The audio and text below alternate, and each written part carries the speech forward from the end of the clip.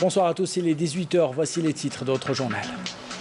Le président de la République, Abdelmajid Tebboune, ministre de la Défense nationale, chef suprême des forces armées, a présidé aujourd'hui à la présidence de la République une réunion du Haut Conseil de sécurité.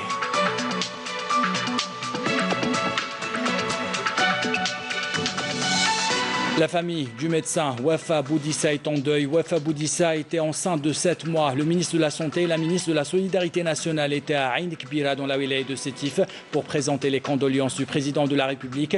Les premières réactions dans ce journal. «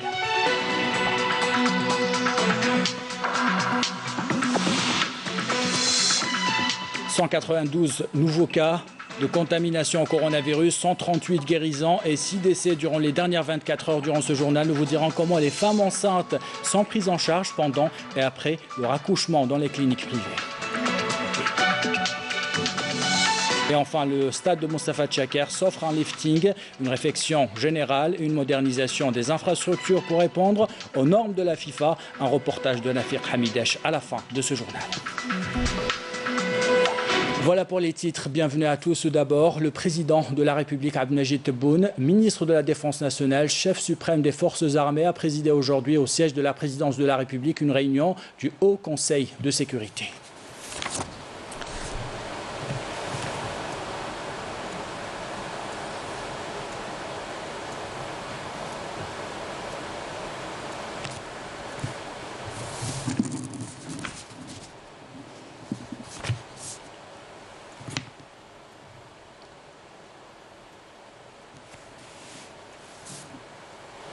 Le ministre de la Santé, de la Population et de la Réforme hospitalière, Abdelrahman Ben Bouzid, et la ministre de la Solidarité et de la Famille et de la Condition de la Femme, Kautar Krikou, ont présenté à Ain Kbira, dans la wilaya de Sétif, les condoléances du président de la République, Abdelmajid Tebboune, à la famille du médecin Wafa Boudissa, décédé hier des suites d'une infection par le coronavirus. Le ministre de la Santé a indiqué depuis le domicile de la famille de la défunte qu'il était venu présenter les condoléances du président de la République, Abdelmajid Tebboune, du Premier ministre Abdelaziz Jarrad, du gouvernement ainsi que du secteur de la santé, à l'époux et à la fille de la défunte et à toute la famille. Abdelrahman Ben Bouzid a révélé que l'inspecteur général du ministère de la Santé était à l'hôpital de Ras El Oued à Bouch Barerich pour déterminer les circonstances du décès. Je vous propose d'écouter les deux ministres qui ont fait le déplacement. Nous sommes allés à la maison de la défunte, nous avons vu son époux, sa fille, nous avons présenté les condoléances du président, du Premier ministre, de tout le gouvernement et de la famille de la santé. En réalité, nous ignorons jusqu'à présent les raisons qui ont poussé la défunte à travailler. Il y a une enquête qui a été ouverte avec l'inspecteur général du ministère de la Santé. Nous ne pouvons accuser personne. C'est à l'enquête de déterminer les faits et la vérité.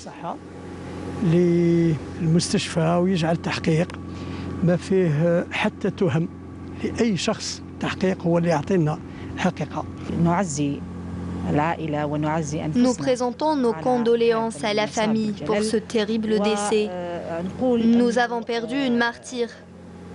Mais nous tenons aussi à insister, comme le disait mon collègue, sur l'importance de la prévention et le port des bavettes.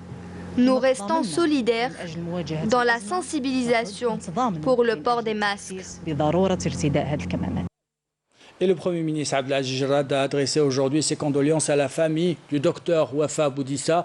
Les mots me trahissent pour rendre hommage à notre fille, la fille de l'Algérie, docteur Boudissa, décédée enceinte hier à l'hôpital de Sétif. Aux premières lignes de la lutte contre la pandémie, aux côtés de ses collègues, elle est décédée à la fleur de l'âge avec son bébé, a écrit Abdelaziz Jarrad sur son compte Twitter. Puisse Allah accueillir son âme pure en son paradis, rétribuer à sa famille et entourer la défunte de sa miséricorde, a conclu le Premier ministre Abdelaziz Jarrad. Le comité scientifique de suivi de l'évolution de la pandémie du coronavirus a tenu cet après-midi sa réunion quotidienne. Le bilan de ces dernières 24 heures avec le porte-parole de ce comité, le docteur Jamel Fourar.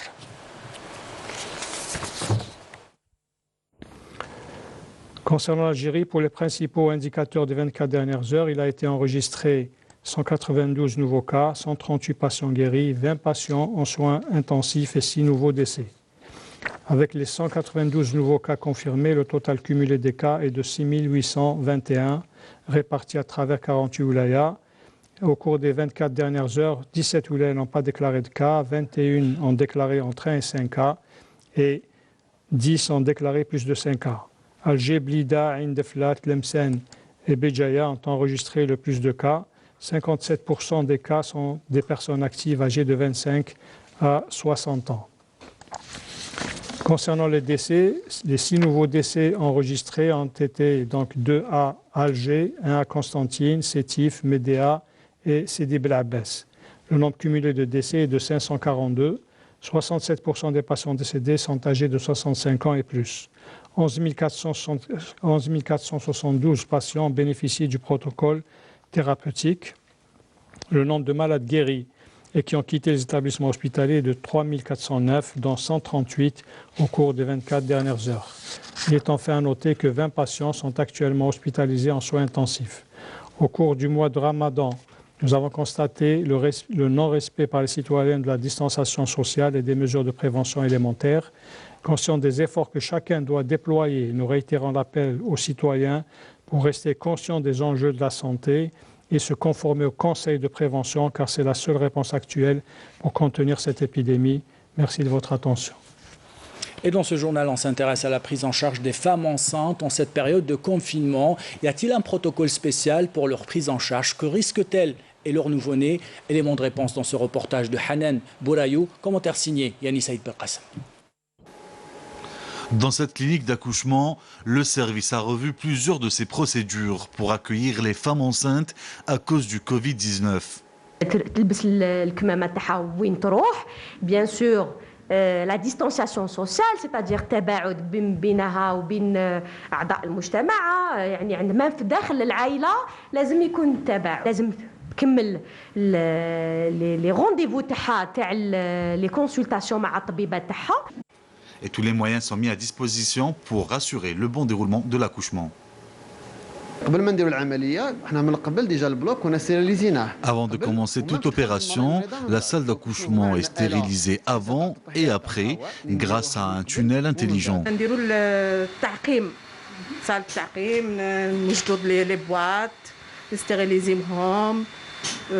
Les compresses, les instruments. Ceci dit, il est nécessaire de redoubler de vigilance pour épargner le nouveau-né.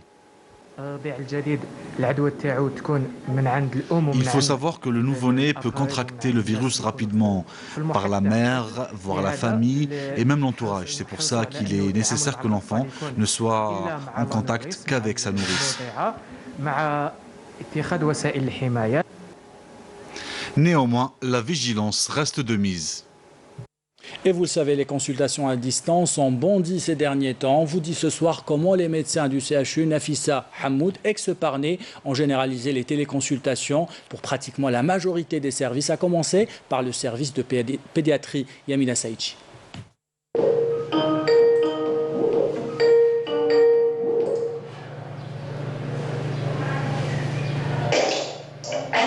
Allô, c'est parfait.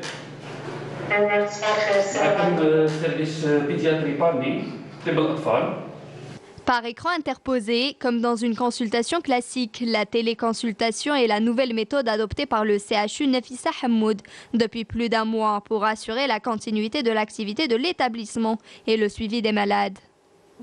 Notre objectif est de diagnostiquer les cas urgents. Par exemple, dans ce service pédiatrique, les parents peuvent nous contacter et nous décrire les symptômes que présente leur enfant. Et c'est à nous de leur dire s'il faut se déplacer ou pas. Si le déplacement n'est pas nécessaire, nous leur prodiguons des conseils et des orientations. مع هاد الكوفيد سينا باش نقصوا شويه الضغط على l'hôpital déjà. بدينا mais c'est pas très régulier. La publicité مازال ما لحقتش كامل les malades. D'accord, donc دوكا بداونا غير quelques malades اللي يجوا des fois les parents تاعهم شافوا درنا une annonce حنايا. Après le confinement, nous allons essayer d'améliorer cette méthode de téléconsultation pour que ces appels puissent être plus fluides. Nous travaillons en collaboration avec le ministère de la Poste et de Télécommunications afin de nous faciliter la tâche. En attendant le développement de cette méthode, le respect du confinement reste primordial et le déplacement vers les structures de santé ne doit se faire qu'en cas d'urgence. Et à chacun sa contribution pour lutter contre le coronavirus. Au centre de formation Ankouf de Tamanrasset, des petites mains sont à l'œuvre pour confectionner des masques. Des masques qui seront obligatoires en Algérie selon le ministre de la Santé, une fois disponibles en quantité suffisante pour toute la population. Reportage Nassima Yacoubi, commentaire signé Sarah Derbel. Plus de 500 bavettes par jour sont confectionnées au niveau du centre de formation Ankouf de la wilaya de Tamanrasset. Les étudiantes et enseignantes de ce centre sont mobilisées quotidiennement et tous les ateliers du centre sont mis à leur disposition. Nous contribuons à cette opération caritative comme nous le pouvons. Nous nous entraidons entre Algériens pour faire face à cette crise sanitaire. Chaque matin, je me dirige vers le centre pour la fabrication des masques protecteurs. Je me sens utile. De la confection à la stérilisation, les bavettes passent par toutes les étapes nécessaires pour assurer une meilleure qualité du produit. Grâce à cette machine, nous stérilisons une grande quantité de bavettes, à savoir 50 bavettes stérilisées en l'espace de 20 minutes. Nous avons confectionné 8000 bavettes en 3 semaines. L'opération se poursuit et nous serons enfin approvisionnés en matières premières, car comme vous le savez, les wilayas du Sud sont affectés par le confinement. Un seul mot d'ordre, éviter la propagation du Covid-19. Pour rappel, ces bavettes sont destinées au personnel médical de la wilaya et aux commerçants. Et dans le cadre de l'acheminement et du transport des aides humanitaires destinées aux pays frères et amis, des avions de transport militaire relevant des forces aériennes algériennes poursuivent pour la 4e journée consécutive le chargement et le transport des aides humanitaires adressées par le Croissant Rouge algérien au peuple du Niger. Un avion de transport militaire a décollé aujourd'hui de la base aérienne de Boufarik en première région militaire à destination de l'aéroport de Niamey au Niger. À son bord, 29 tonnes de denrées alimentaires et différents équipements médicaux. Cette 4e cargaison d'aide humanitaire entre dans le cadre de la consolidation des efforts de solidarité entre les deux peuples.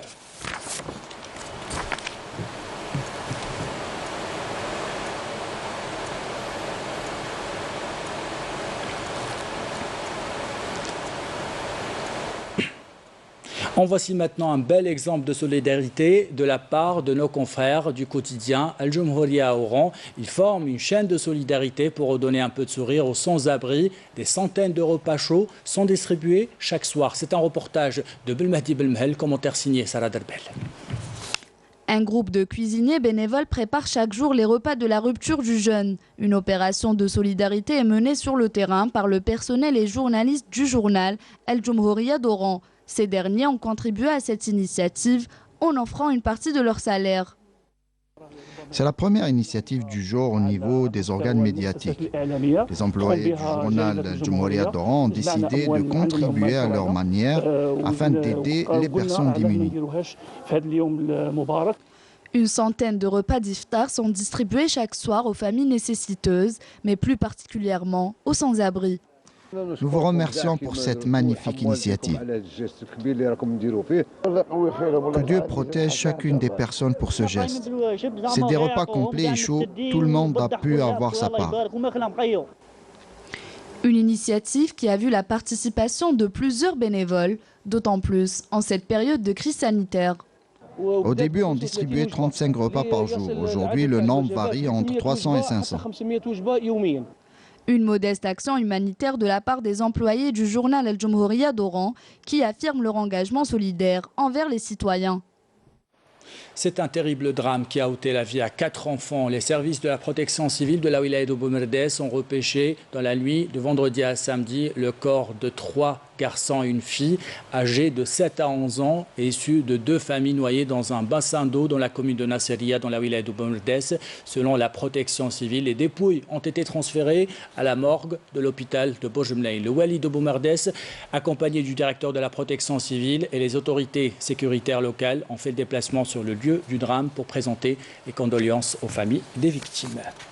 Ce communiqué maintenant du ministère de la Défense nationale dans le cadre de la lutte antiterroriste et grâce à l'exploitation de renseignements, un détachement de l'armée nationale populaire a découvert hier dans la zone de Tidis, dans la wilaya de Constantine, un abri pour terroristes contenant 2 pistolets automatiques, 2 chargeurs de munitions, 21 mines de confection artisanale, une bombe de confection artisanale, une grenade, une quantité de munitions et divers outils et produits de détonation, un groupe électrogène, une pompe à eau et d'autres objets.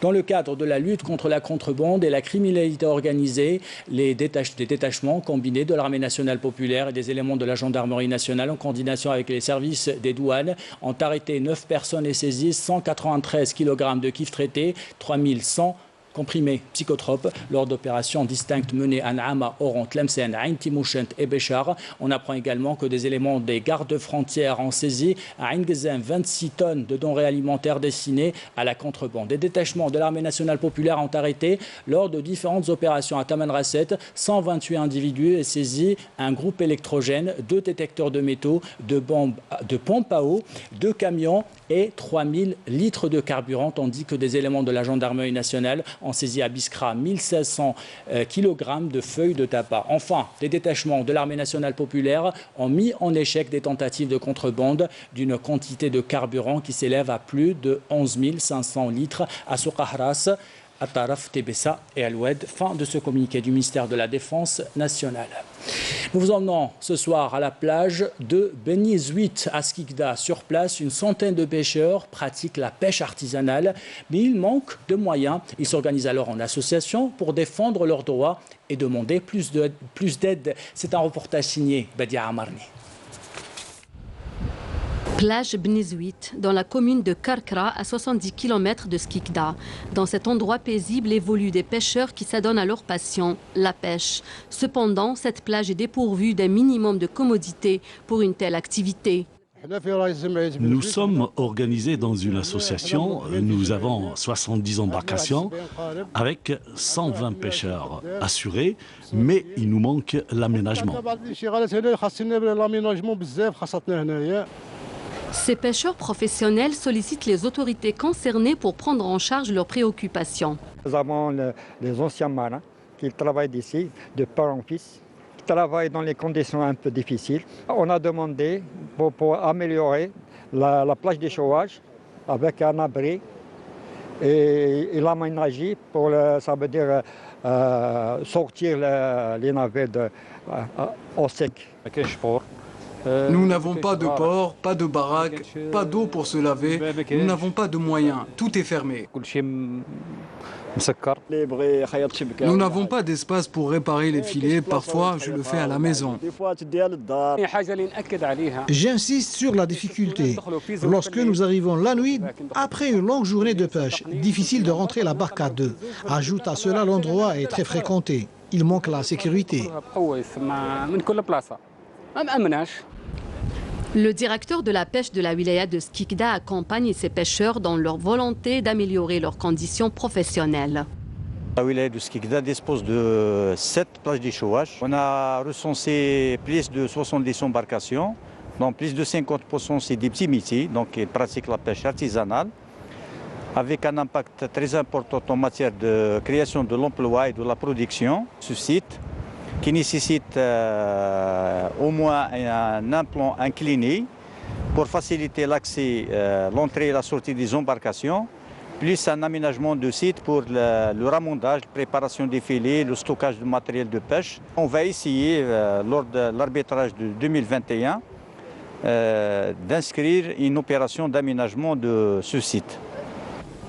Lorsque l'été affiche ses couleurs entre loisirs, farniente et pêche, ces professionnels peinent à trouver place pour sortir et rentrer leurs embarcations. Certains pêcheurs offrent alors des balades aux estivants, histoire de gagner leur pain quotidien.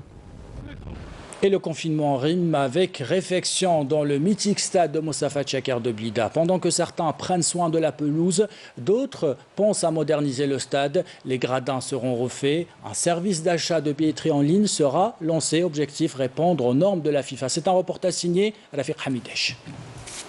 Après 2 mois de confinement, voici l'état de la pelouse du stade fétiche de tous les Algériens, le stade du Chéhid Mostafa Tchaker. Derrière ce résultat, une dizaine d'agents d'entretien, dont Amir Mar, qui nous dévoile son secret. Le gazon, أنا حبيته. وحتى واحد ما سيف عليا نقعد هذا الوقت. حتى واحد ما راه مسيف عليا قال تريح هذا الوقت ولا تجي الصباح بكري ولا. أنا حبيت الغازون. والحاجة كي تحبها تعطيك النتيجة. شوف. Malgré le sous-effectif et le confinement, les travaux se poursuivent grâce à la volonté et à la détermination de tous. Les travaux qui sont en cours de réalisation, on a la peinture du stade, on a la rénovation de la salle de conférence, on a fait élargir la salle de conférence, on a fait sortir la chaudière à l'extérieur du stade primo. Secondo, on a transféré la zone mixte pour les deux équipes derrière les gradins. On a séparé et tout ça c'est pour réussir les grands événements.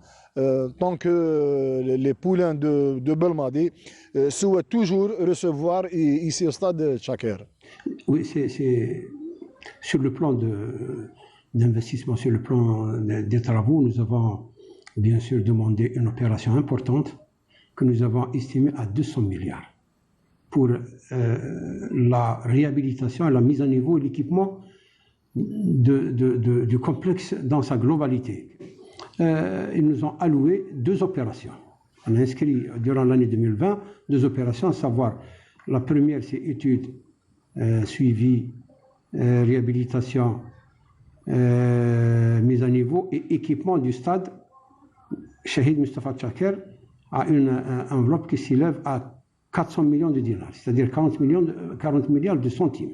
Donc quand même c'est un montant important et qui va nous permettre de prendre en charge par ordre de priorité les éléments les plus importants et on va se concentrer surtout sur les paramètres qui rentrent dans le cadre des exigences de la FIFA.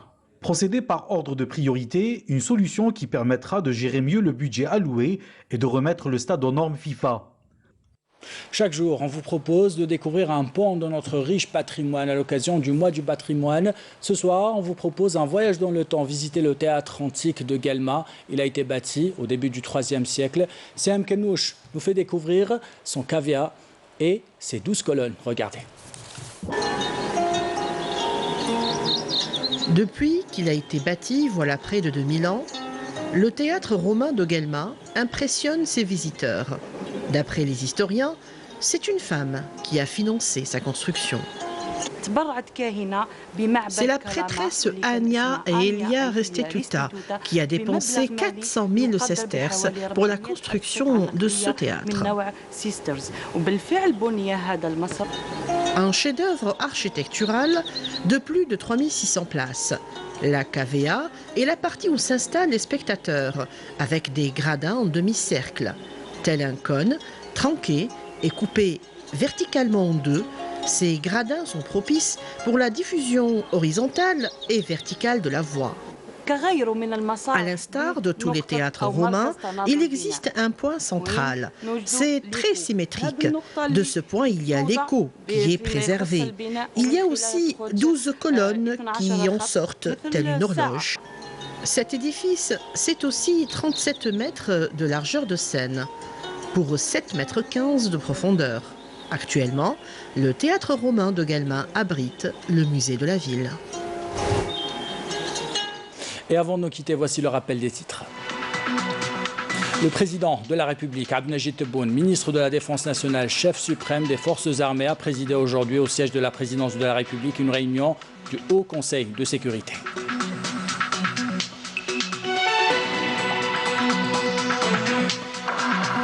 La famille du médecin Wafa Boudissa est en deuil. Wafa Boudissa était enceinte de 7 mois. Le ministre de la Santé et la ministre de la Solidarité nationale étaient à Ain Kbira, dans la wilaya de Sétif, pour présenter les condoléances du président de la République. Nous avons suivi les premières réactions dans ce journal.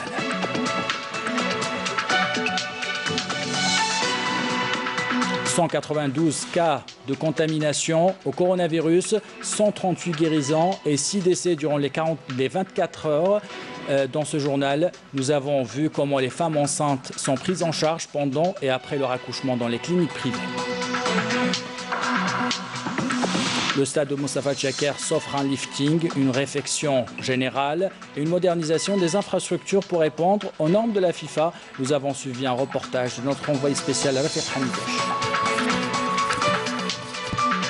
C'est la phase au journal, l'équipe de la rédaction qui l'a préparé, l'équipe technique qui l'a réalisé. Vous remercie de l'avoir suivi. En bas de votre écran, les adresses web pour le replay de vos programmes.